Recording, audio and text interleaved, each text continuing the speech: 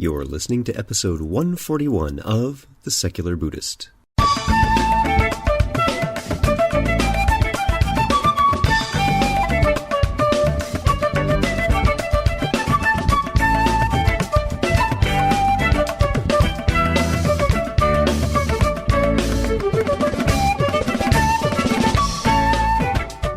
Welcome to The Secular Buddhist. I'm Ted Meissner.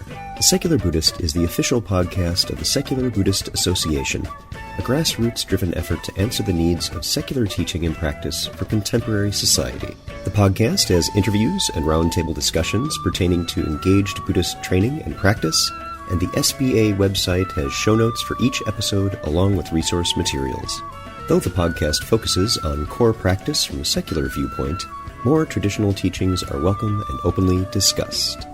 Meditation teacher Shaila Catherine speaks with us about jhana meditation and her book, Focused and Fearless, A Meditator's Guide to States of Deep Joy, Calm, and Clarity.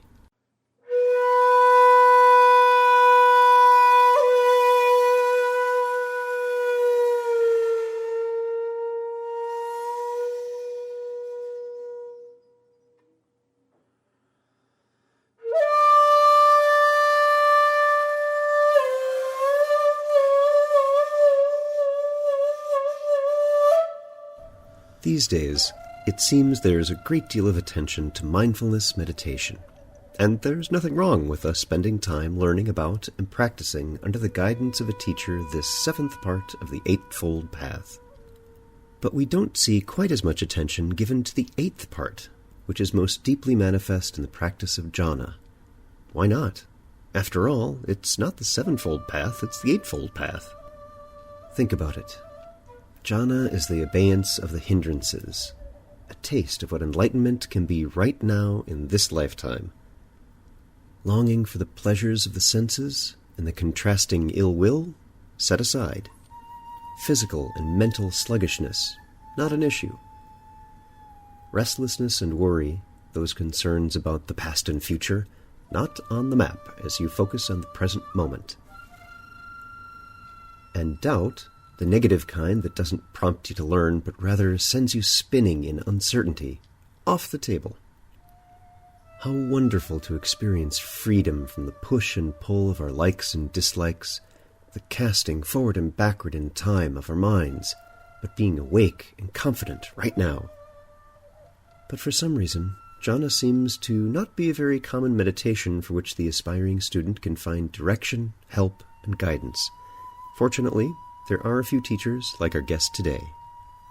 Shaila Catherine has been practicing meditation since 1980, with more than 8 years of accumulated silent retreat experience. She has taught since 1996 in the USA and internationally. Shaila has dedicated several years to studying with masters in India, Nepal, and Thailand, completed a 1-year intensive meditation retreat with a focus on concentration and jhana, and authored Focused and Fearless, A Meditator's Guide to States of Deep Joy, Calm, and Clarity, and Wisdom Wide and Deep, a practical handbook for mastering jhana and vipassana, to make this traditional approach to meditative training accessible to Western practitioners. So sit back, relax, and have a nice lemon ginger tea. And our guest today is Shaila Catherine. Shaila, thank you very much for being here. Thank you. Hi, Ted.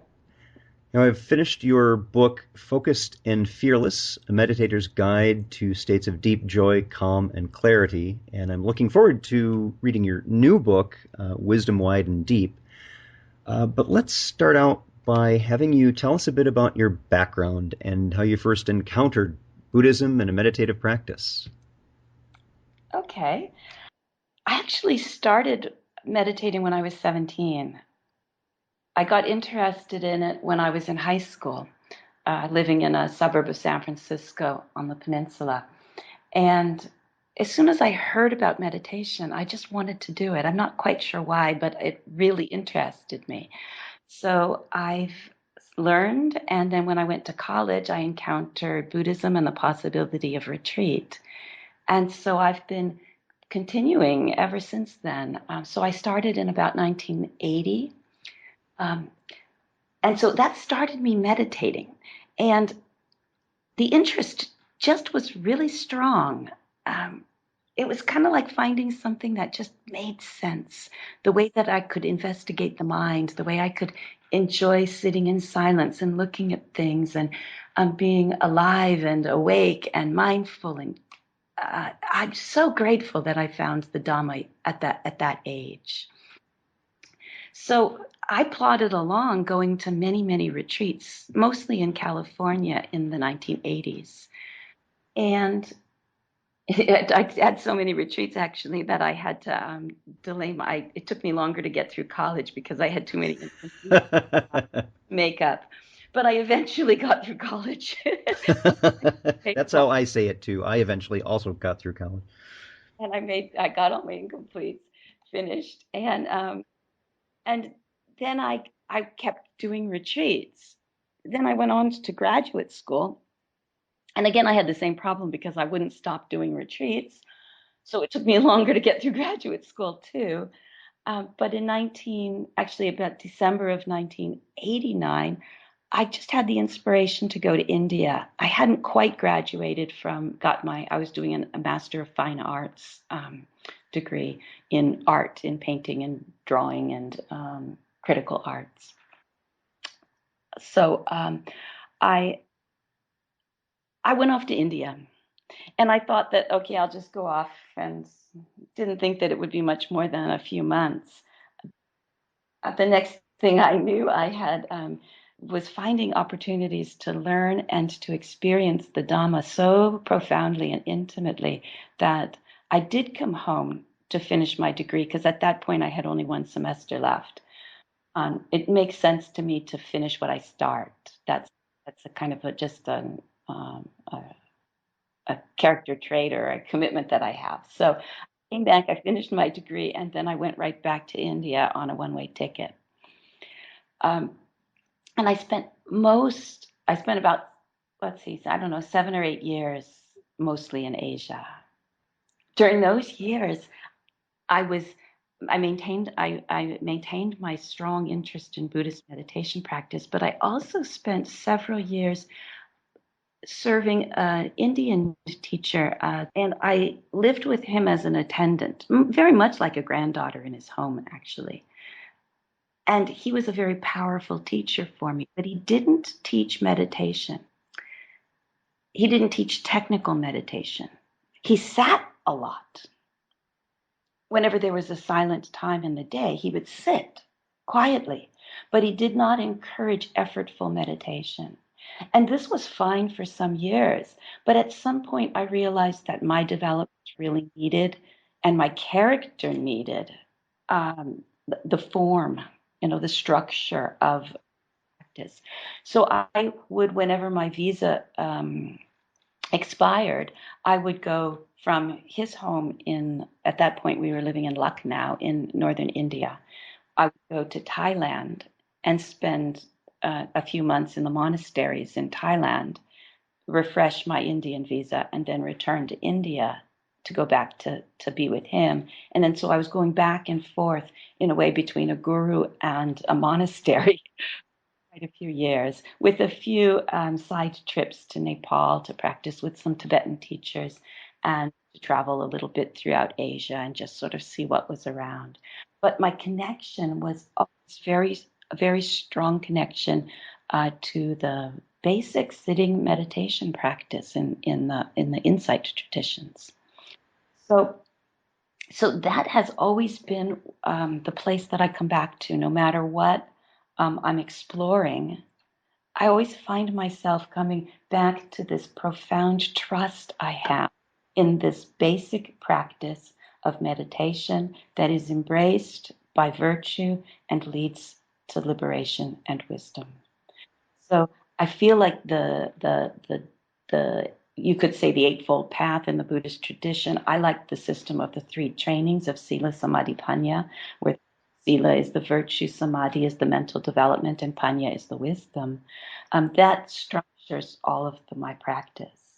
So after some years in Asia, I had been meditating a lot, And staying sometimes in monasteries where the monks were doing jhana practice. But the conditions where I was in, I never received instruction on deep concentration. And I think a lot had to do with the sexism in the culture. So I didn't actually have the opportunities that I was seeking there, as wonderful as those opportunities were for practice, and as generous as those monasteries were to me to allow me to practice there. I really wasn't getting the teachings that I had sought, and so at some point I just started to intensify my meditation practice, and I came back to the U.S. and it was not my intention to stay long in the US. I had wanted to just visit my family for 3 weeks, actually, but I was in a car accident and it caused a radical change in my life.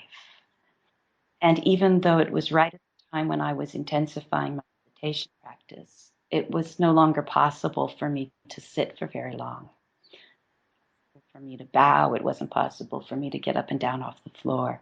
It took some years to recover my physical abilities.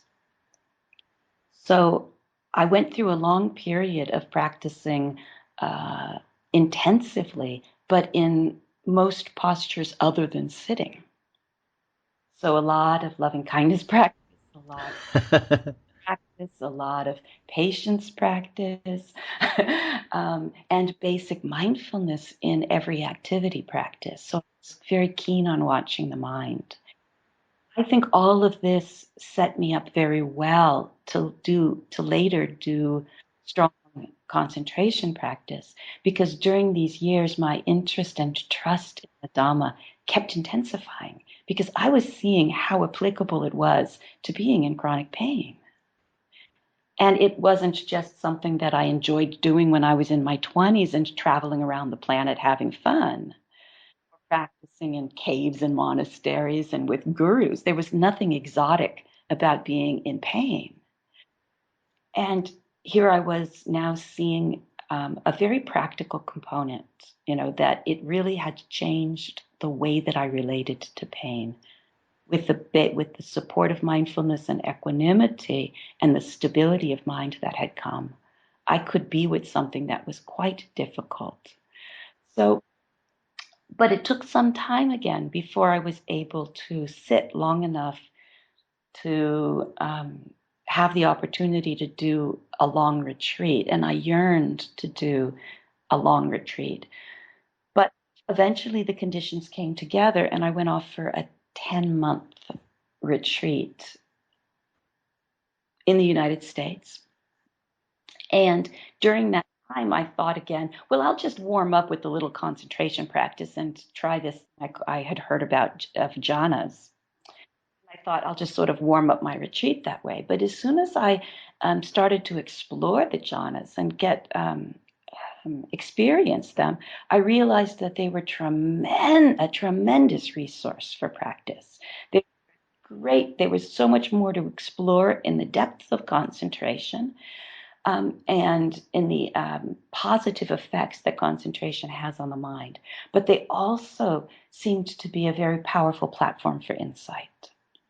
So I ended up using those 10 months to kind of go back and forth and in and out of this practice of jhana as a basis for insight. Using jhana as the basis for the practice, establishing jhana in the sittings, but then using it as a support for insight, and then returning to the jhana practice, and then going back to the vipassana practice. So sometimes in one sitting, I would go back and forth, sometimes throughout the day.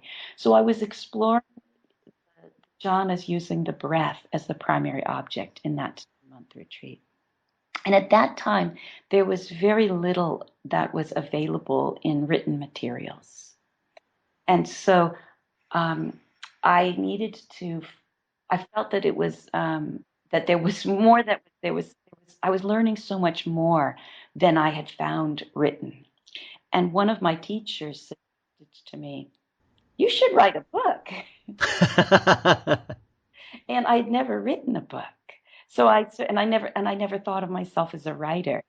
So I thought, well, who knows? But it turned out that I needed also to think about and reflect on that 10-month retreat. So when I came home, I started writing, and it was as much for my own reflection as it was for a communication of it. But it wasn't very long after writing that I realized that I had a massive amount that I wanted to say and that I needed to um, organize in my own thoughts. And writing is a wonderful forum for or way of doing that because I could write. I probably wrote, oh, I don't remember how many words are actually in Focused and Fearless, but I'm sure I wrote 4 times the amount. And so it was an editing process of taking was what were my own internal ways of processing what for me was a very profound and long retreat and sorting it out into a structure of teachings and instructions that could help somebody else go through this training and use it very effectively. Because I saw quickly that there were so many things that I just had to do as trial and error. And I prefer to learn from somebody else's mistakes rather than make them all up. Yeah, much more efficient that way.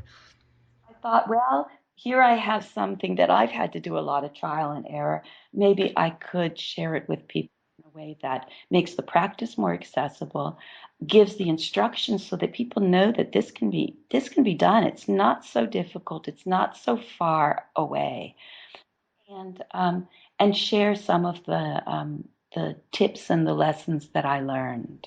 Yeah, and you did that very well in looking at the book. You have not only questions that you ask the reader to think about with each chapter, you also have some suggestions on how to approach their meditation. And partway through the book, before you launch into another section, you review that. And it's nice to have these reminders and refreshers from having read up to that point and then seeing that, yes, having that lightness and that expansiveness, that is a helpful mental tone to bring to your practice when you start your seated meditation. So it's very helpful in that regard. And it's clear that you were writing out of a place of personal experience.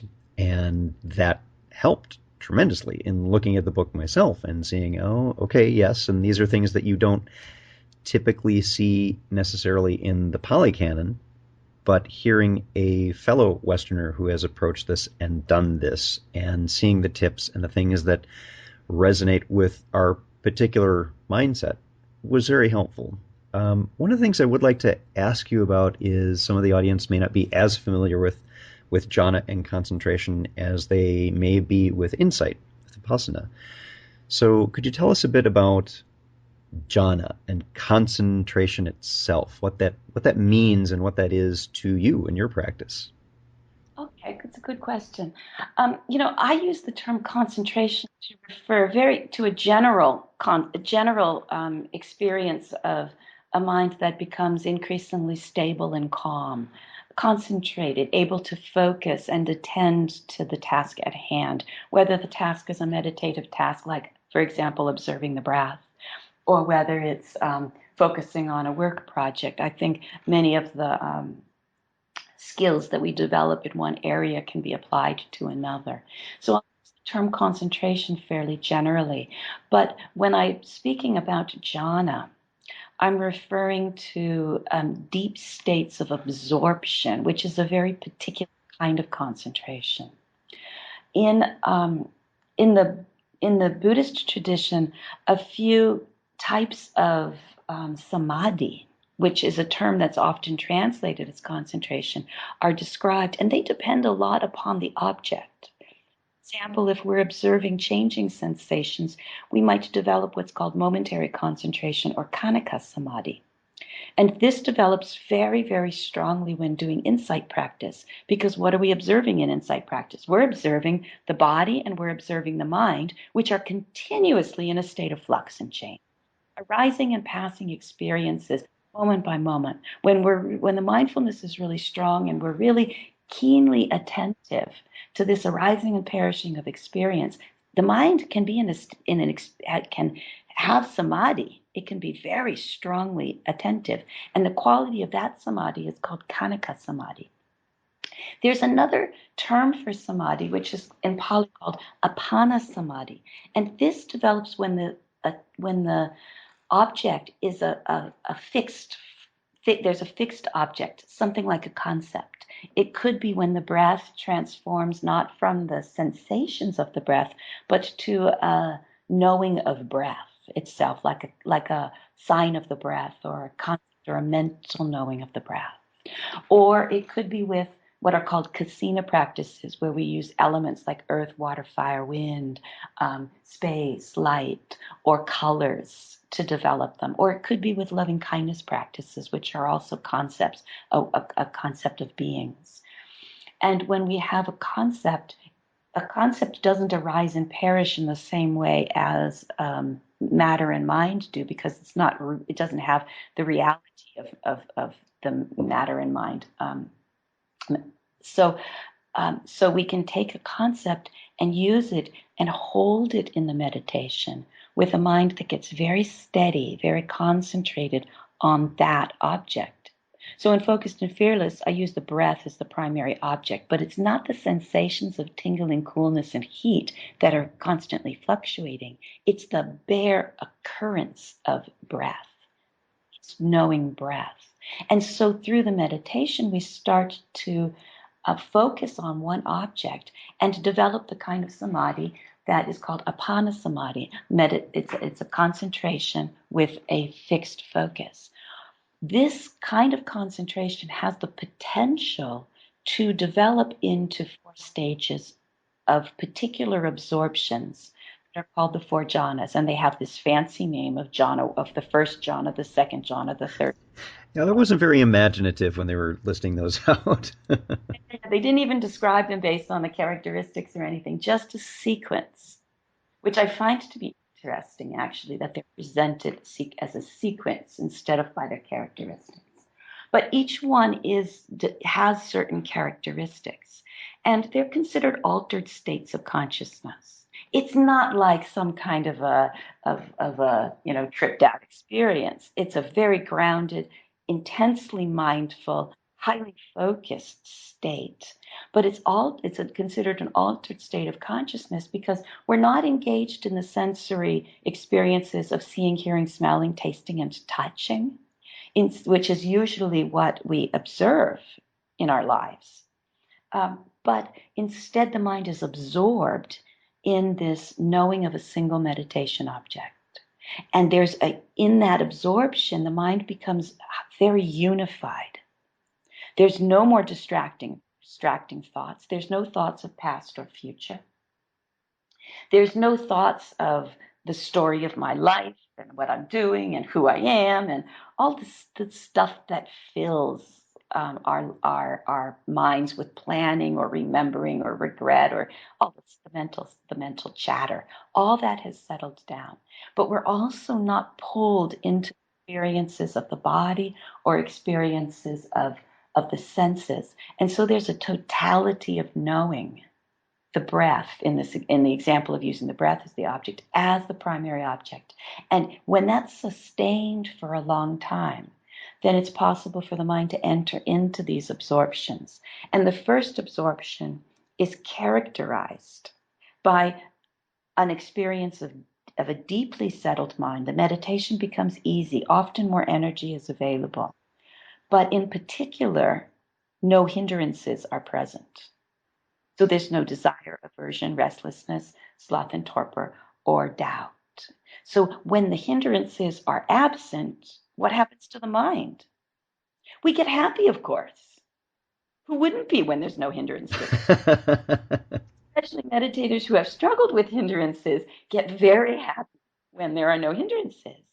And we feel the joy and the delight of a wholesome mind, of a mind that is free from hindrances. In a way, it's a relief. And it's a profound experience to tap into a state where we're not constantly struggling. And so there's a tremendous ease and happiness and a delight and rapture that arises with that first jhana. And the mind settles even more intensely upon its meditation object. In the way that I teach, I ask students to stabilize and to have some degree of mastery in the first jhana before going on to the second. And so we do various exercises to enter and exit the jhana to have mastery over the length that we can stay in, and to, in many ways, mature that experience before rushing on to the next. But the second jhana, to describe it as what the jhanas are, the second jhana goes on to describe to what happens is the mind lets go of some of the coarser factors, which have to do with the way that the mind is relating to the meditation object. There are said to be 5 primary factors that are worked within the system of the initial application of the mind to the meditation object. That's called vitaka in Pali. The sustaining of the mind on the meditation object, which is called vichara in Pali language, and piti, which is a rapture, delight, a happiness, a pleasure that comes with the meditation object, and sukha, which is a deeply contented joy and happiness that comes with the meditation object, and a one-pointedness toward the meditation object.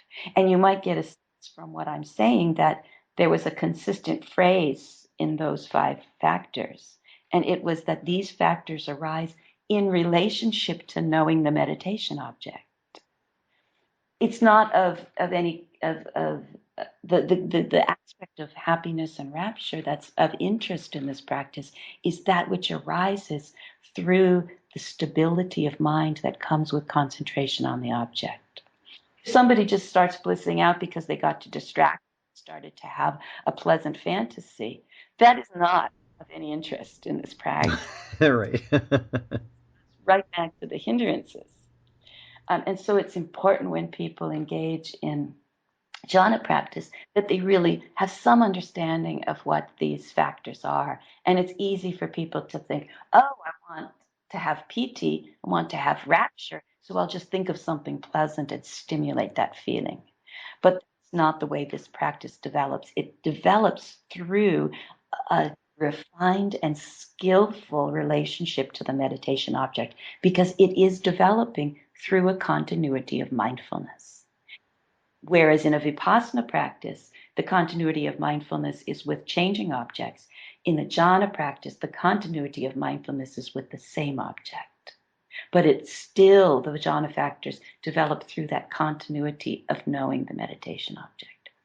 So what happens through the progression from the first to the second, third, and fourth jhana is some of these jhana factors, which are very dominant and vivid in the absorption, eventually start to feel coarse. And so the mind is willing to abandon or let go of the coarser factors. So after a student has been able to sustain and maintain the jhana for as long as they wish, say, for example, 1 hour, then there's the possibility of sequentially letting the coarser factors go. And I think it's important to first establish that degree of mastery so that it's clear that they're not just going because we couldn't sustain them, that we didn't have the energy or the skill to maintain it, which is different than saying, okay, now we can let that go. So we let the vitaka vichara, the initial application and sustaining of the mind go. And the mind continues to be absorbed or into a state with that same meditation object. But now it's characterized by a more sublime, a more subtle kind of happiness that is characterized by rapture, by deep contentment and happiness, and by one-pointedness. Piti, sukha, and ekagata are the dominant jhana factors. And so it's a state of great happiness. And again, we master it, we mature it, we develop it before going on to the third jhana. With the third jhana, we've abandoned the piti, the rapture. And so this is a very quiet joy, one-pointed and focused. It's said to be born out of the mindfulness. And so there's this mind that is mindful and equanimous, and that is experienced as a kind of mental joy, mental pleasure, mental contentment. And the mind can absorb with that. And then eventually, even this sublime happiness, this very subtle contentment, can be abandoned. And then the mind enters into a state of profound stillness, of equanimity, of steadiness. And this is the fourth jhana. And the fourth jhana is a tremendously powerful platform for insight. We can do insight based on all of the jhanas. And we do. It's important to be able to do insight from any perspective and from every perspective, so that we see every aspect of the mind in every state it could be in, whether it's wholesome or unwholesome, for the insight practice, for the vipassana practice. But I've found that when myself or somebody, a student that I'm working with, is able to stabilize and establish and stabilize the fourth jhana, then their insight practice is very potent, because the stability of the mind is so strong. They can look more deeply at experience. So there's this progression of four jhanas, and the progression develops not by gaining new experiences, but it develops because there's a maturing of stability, there's a refinement of mindfulness, and there's a willingness to let go of the coarser factors. So I conceive of jhana practice as a practice of relinquishment, training the mind that it can let go. Doesn't need to be attached to anything in this world. We don't only let go of the hindrances. We can also be not attached to wholesome states, and explore how the mind knows experience, how it knows objects, how it knows its meditation object in subtler and subtler ways. Tell us more about this relationship with jhana and vipassana. There are two things you talk about fairly frequently in the book, and one of those is the transition when you're going into and coming out of a state of jhana concentration to pay particular attention to this new input of sensory awareness, which has been in abeyance while you've been in a jhana state. And you use this awareness to closely examine what's happening. And you tie that very well to vipassana. And one thing that you mention is, of course, people will tend to get stuck. There's a great interest in staying in jhana and not using it to then support one's vipassana practice. And you used the metaphor I found particularly delightful that you used was sharpening pencils. Could you tell us about sharpening pencils when you were little and what that? I don't know. I don't know if they still even use those kinds of pencil sharpeners in schools, if people will know what I mean. But when I was in grammar school, we had one of those pencil sharpeners where you used to take these little yellow pencils with the erasers on the end, and you'd put them in the sharpener, which was bolted on the wall, and you'd crank the handle, and and we always had a garbage can underneath it, because some kid had always broken the catch, the thing that that was usually me. So we would crank it, and we often had to, we would volunteer to do little tasks around the classroom to help out. And I always volunteered to sharpen the pencils. I liked to sharpen the pencils. But I liked to sharpen the pencils so much that sometimes I would stick the pencil in and crank. And then I would kind of look at it and think, oh, is it sharp enough? And then I would stick it in again and crank. And then I would examine, crank. And I just would sometimes sharpen a pencil down to virtually nothing. And so the idea of the example of the pencils is we're not looking for a perfect meditative state. We are creating a mind that is sharp enough to do the work of insight. We don't need the pencil to have, like, what is a perfectly sharp pencil? It just needs to be sharp enough to write. Right. I would sometimes we have so much fun sharpening the pencils that we actually run out of pencil, and sometimes we find that the exploration of jhana is not only so pleasant and fun, but it's quite interesting, and it can be a source of gratification and satisfaction to the meditator, feeling as though they're accomplishing something, that they're doing something, that they're doing good meditation because they're in jhana. But the purpose for jhana isn't to feel pride and isn't to feel happiness and pleasure. The purpose for jhana is to create a mind that is malleable, that is wieldy, and that is fit to work, that's fit to be used to see mental and material phenomena clearly, to see what's happening in this mind and body, to see the nature of life as it's actually happening. And so if we only do jhana practice, then we'll just be sharpening the mind again and again and again. And we may not, with the illustration of the pencil, we may not run out of pencil, but we might run out of time. We only live so long. So whatever concentration we have, I think it's wise to apply that, understanding the nature of mind, the nature of the senses, the nature of experience, the nature of the body. How do we encounter life? So, to me, jhana and vipassana are always intimately related. It's related in the purpose for them, and the way that I teach it, we move back and forth between samadhi and vipassana, between jhana and vipassana, so that people can get used to using jhana as a basis for insight. And there are lots of ways of approaching insight practice. There are many different vipassana methods, many different ways of doing vipassana practice. And so there are lots of ways of making this transition. The essence, though, for me, is to understand what samadhi is, what jhana is, what concentration is, and to have some clarity there, and to also know what the purpose of the concentration is, and to know what the purpose of insight is, and to know what insight practice is. Some people think insight practice is, doing a particular meditative technique. But it's not. In my view, it's not. Insight practice is about seeing things as they actually are.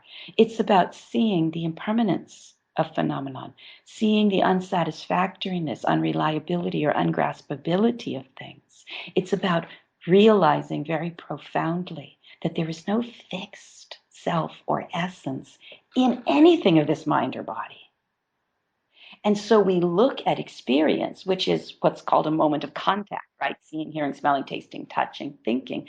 That's where we're interfacing with the world. That's where we're encountering the world. And that's all we're really knowing. So we look at that and we look at it really closely, and we find that whatever we find there is impermanent. It's unsatisfactory. It's not self. That's vipassana practice.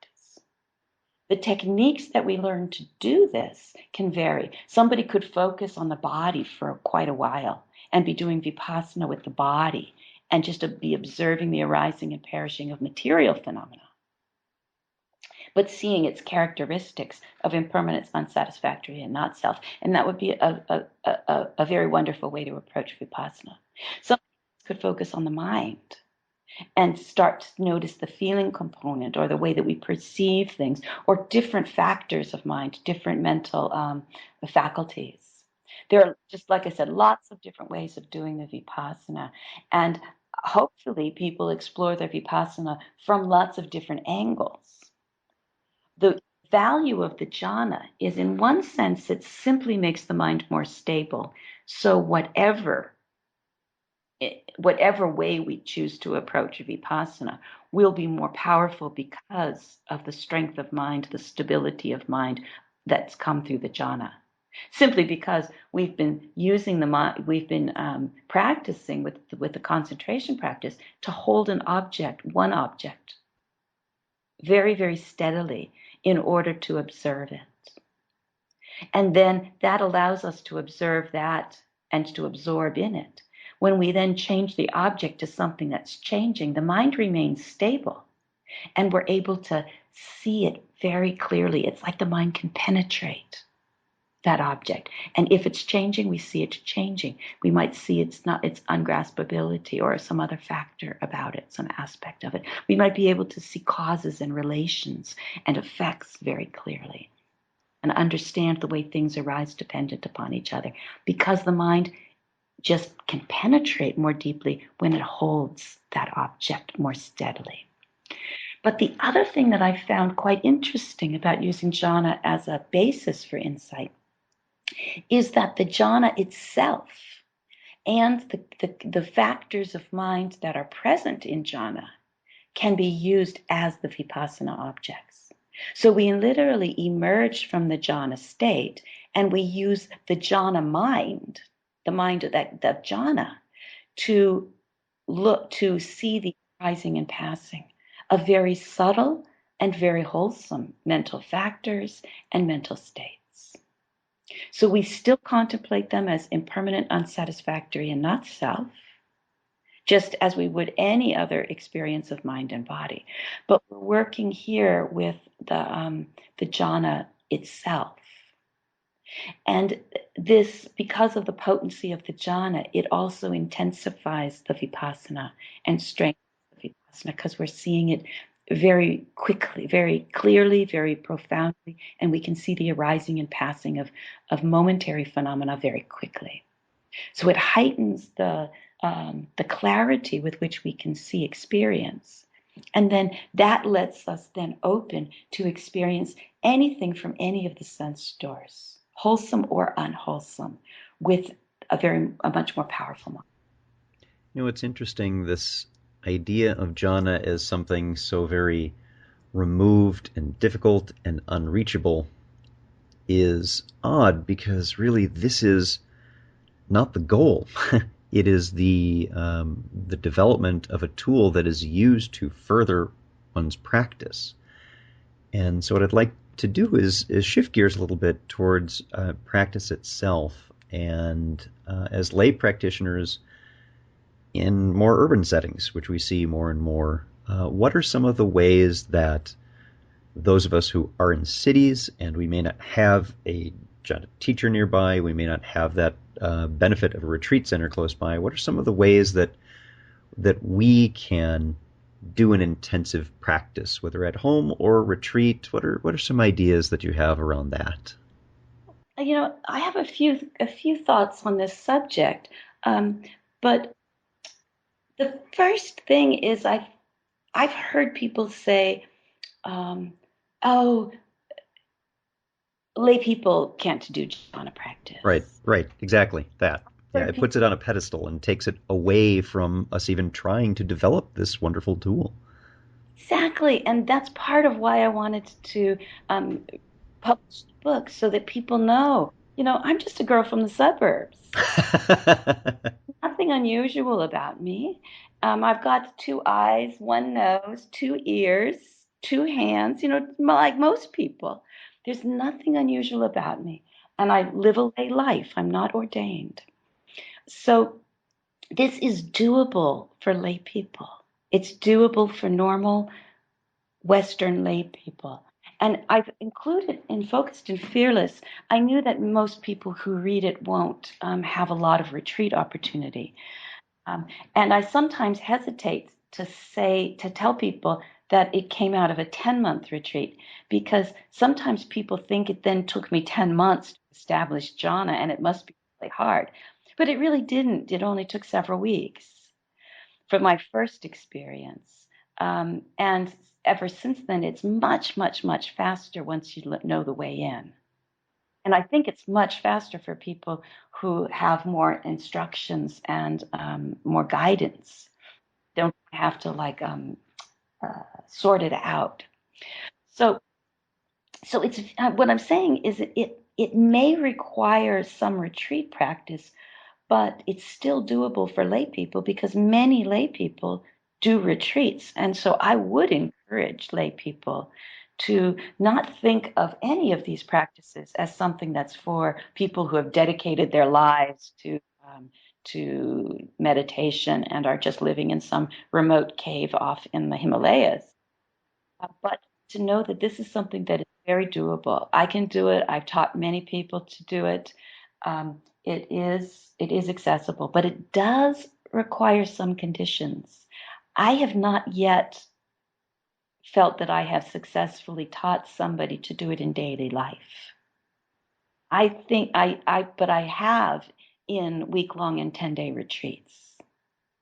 So it may be that it's possible in daily life, but what I tend to do is I tend to encourage people to use their daily life practice to strengthen concentration and all of the various jhana factors, basically create conducive conditions of mind, to take great care with their virtue, with their ethics, what they do, so that they don't create conditions in the mind that they're going to have to then unravel later.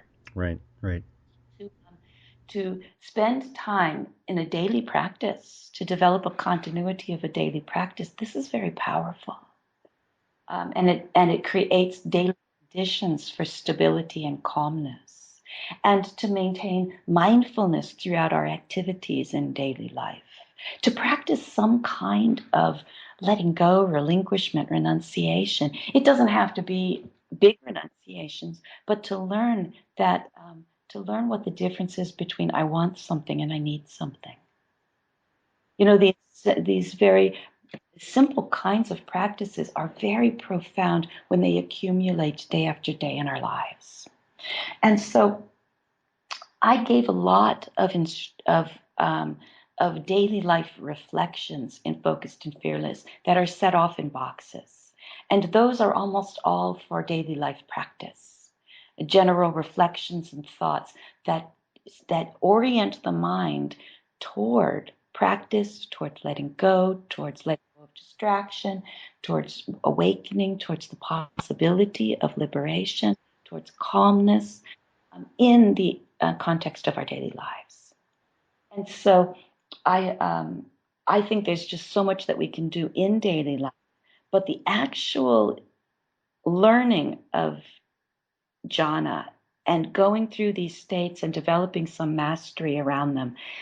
Honestly, my experience so far is that retreat, I believe, is necessary. And I haven't really worked that closely with people in daily life only because when I do, I encourage them to go on a retreat. And I will say from personal experience, retreat, at the very least, greatly supports and facilitates this ongoing practice. But the important things for people listening is know that jhana it's not a mystery. This is a perfectly natural thing that occurs with our minds, and we need to develop it to have that wonderful tool to complement our insight practice, our vipassana. That it's not something that you can just say, I don't really need to do jhana, which I've heard some other students on retreat say that, my teacher in X country has said, I don't need to do jhana, just vipassana is enough. And that always makes me twitch a little because it's not the sevenfold path, it's the eightfold path.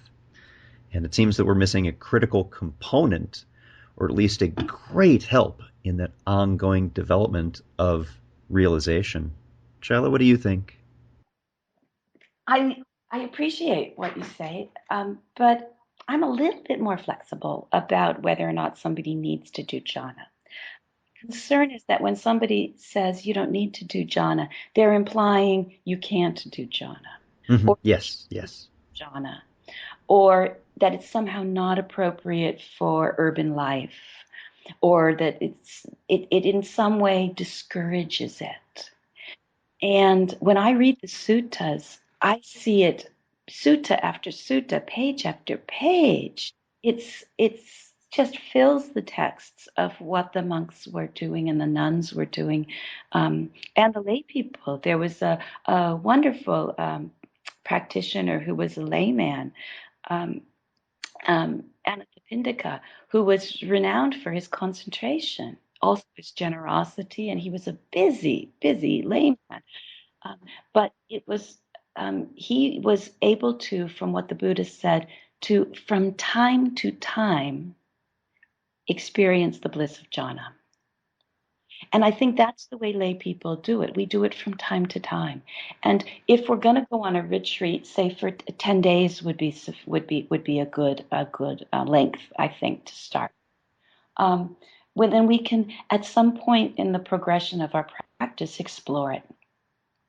Whether somebody needs to do it or not, I don't know. I think there are times when somebody has the interest to focus on the factor of concentration. And it makes a lot of sense. But if somebody's at a place in their life where there's a lot of emotion, for example, maybe there's grief, don't encourage them to do jhana practice. Even if they come on a jhana retreat with me, I will work more with mindfulness of the four foundations of mindfulness. Because to me, certain conditions are needed to wisely turn the attention away from sensory experience. And I think if we know about jhana and if our community it becomes a little bit more knowledgeable and more experienced about it, we'll be able to find the times in our life when the conditions are present and when the interest is there, and then explore them without the prejudice that has affected, I think, the view of jhana. And I was about to say current view of jhana, but I actually think in the last, say, 5 years, that the view of jhana has changed tremendously in the West. I think it has started to turn around, and I'm very glad to see that because it has been such a wonderful practice for many people who've engaged in it, whether or not they have gotten into the first or second or third or fourth jhana. Just having that kind of practice of a concentration, of a focusing on an object and that experience can help you. You don't have to necessarily go all the way into jhanas for that to be a benefit to you in your vipassana practice as well. I'm so glad you said that, because this is actually a shift that's going on in my teaching right now. Because when I first started teaching jhana practice in, I guess it was 2004, I was, of course, very enthusiastic about it. And so I was, out of that enthusiasm, I constructed retreats just on jhana practice, and they were great retreats. People often said that I raised the bar of their practice. um, but but over the years, now it's been what, I guess about 8 years. I'm starting to soften quite a bit around the even on a concentration retreat, because I always, even back in 2004, never saw the be all and end all of concentration practices to get to some particular state called jhana. No practice that's liberating should be attached to something so specific. But out of my enthusiasm, perhaps, and that it may have been, and it's maybe my enthusiasm, maybe just the nature of a systematic practice that says there is stage 1, stage 2, stage 3, stage 4. People come on retreats and sometimes think, okay, there's 10 days. So if I take a day to warm up, then I have 2 days for the first jhana and 2 days for the second. Yeah, run through the third jhana in one day. And they kind of they have a scheme in their mind of what it will mean to succeed. And if people think that entering into jhana or mastering jhana is necessary to succeed or to be concentrated, then I think they're missing the richness of what is happening in the present moment. Because in the early years that I was teaching this, I had people attend retreats and feel disappointed about the practice because they didn't get into jhana. When I looked at their practice and I said, this is great, experienced to deeper concentration than they had ever known. There was a clarity of mind. And so I would have to discuss with them and point out the things that were so beautiful about their practice, that because of the goal of jhana, missing, they weren't seeing. And so now when I teach the concentration retreats, I, right from the beginning and throughout, encourage people to really be with the conditions that are, to let the mind be still, to be quiet with what's actually happening. And we can orient towards jhana. We can know of this system. We can develop a systematic and progressive training. But we don't have to put our sense of self-worth and success on this odd attainment. I mean, there's no button that I give out, no certificate at the end of it. I attained the first jhana. Although some people have joked about making T-shirts, that boasts the attainment of jhana, but it's just not. It's just not where it's at. So what really matters is that people deepen concentration, and they use that concentration to deepen their insight and lead to liberating insights. So that's what really matters. And that doesn't necessarily mean that everybody's going to need to get into jhana all the time. Yeah, I would think the attachment to the goal of reaching it would have a, however subtle it may be, a mental tone or background noise of, am I there yet? Am I there yet? Am I there yet? Which would actively inhibit one's progress. Exactly. The judging mind, the critical mind, it does not help. In some ways, the jhana progresses through the ability to release, to trust the moment, to trust the object, to trust the quality of our mind and our intention enough to let go and be quiet, to not have to keep fussing with it, to not have to keep checking, am I with the object? Am I with the breath? What do I know? It is this jhana. Ooh, is this really enough rapture? Ooh, I feel good. All the things that the mind kind of tortures us with. So for most people, a practice that includes a lot of wisdom in the jhana practice is what develops the best. To keep looking at the mind and to let go of what is not supporting us and to develop what is supporting us. Beautifully said. Our guest today has been Shaila Catherine. You can find out more about what Shaila is doing at the Insight Meditation South Bay website, which is imsb.org. Shaila, thank you for being here. I hope you will come back and speak with us again at some point on Wisdom Wide and Deep. Well, thank you. I enjoyed the conversation.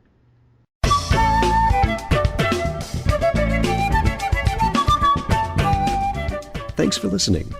If you'd like to learn more about something you've heard in today's podcast, please come visit the SBA website at secularbuddhism.org, and you'll find an entire webpage devoted to this and every episode.